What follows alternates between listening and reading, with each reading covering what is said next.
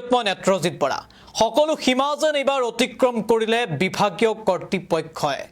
কেৱল মাত্ৰ গুৱাহাটীখনক নতুনত্ব কৰাৰ নামত গুৱাহাটীত ৰং খনাৰ নামত প্ৰাণৰ শিল্পী জুবিন গাৰ্গৰ ছবিখন মুচিবলৈ কুণ্ঠাবোধ নকৰিলে একাংশ ঠিকাদাৰে এক প্ৰকাৰ ঠিকাৰ খকত জুবিন গাৰ্গকো পাখৰি যোৱা সেই সকল ঠিকাদাৰৰ বিৰুদ্ধে এতিয়া গৰজি উঠিছে সকলো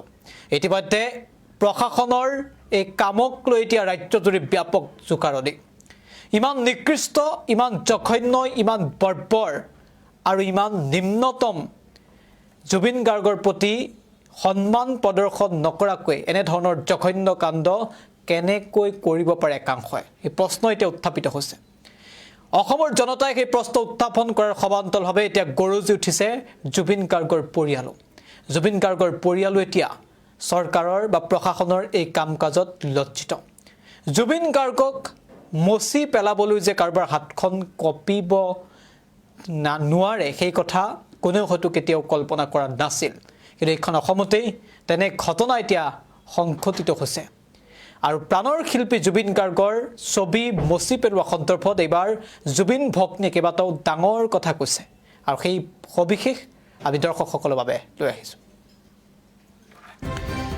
ডাঙৰ খবৰ জুবিন গাৰ্গ জাতিৰ গৌৰৱ অসমীয়াৰ নতুন আবেগ এই আবেগক আমি মূল্যায়ন কৰিবই নোৱাৰোঁ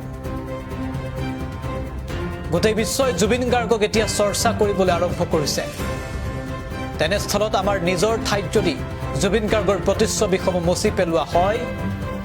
তাতকৈ দুখৰ কথা একো হ'ব নোৱাৰে জুবিন গাৰ্গৰ প্ৰতিচ্ছবিসমূহ মচি দিয়াক লৈ পামী বৰঠাকুৰৰ প্ৰতিক্ৰিয়া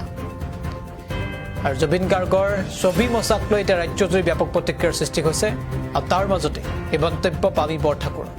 এই মুহূৰ্তত আমি জুবিন ভগ্নীৰ সেই বিশেষ মন্তব্য আহি পৰিছে আগবঢ়াইছোঁ জুবিন গাৰ্গ হৈছে জাতিৰ গৌৰৱ আৰু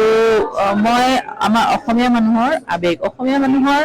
আবেগ মানে মই কি ক'ম এইটো এটা নতুন আবেগ অসমীয়া মানুহৰ যোনটো মানে আমি কোনো ধৰণে মেজাৰ কৰিব নোৱাৰো আমি মূল্যায়ন কৰিব নোৱাৰো সেই আবেগতে অসমীয়া মানুহে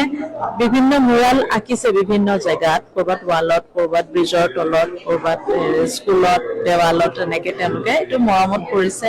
মই ভাবো এইটো এটা মৰমৰ প্ৰকাশ মানুহৰ আবেগৰ প্ৰকাশ আৰু যাক তাক নাই কৰা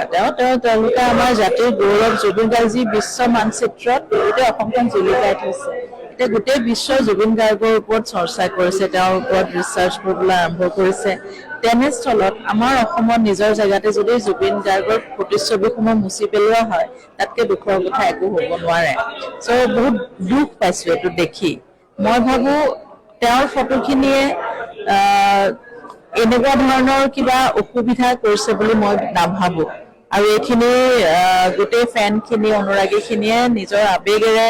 অংকন কৰা চিত্ৰ সেইটো কোনেও কাকো স্পন্সৰ কৰি জোৰ কৰি অঁকা বস্তু নহয় সেইটো স্বতঃস্ফূৰ্তভাৱে চবে কৰিছে গতিকে তাত যথেষ্ট আবেগ আৰু সন্মান মৰম জড়িত হৈ আছে এই কথাখিনি যাতে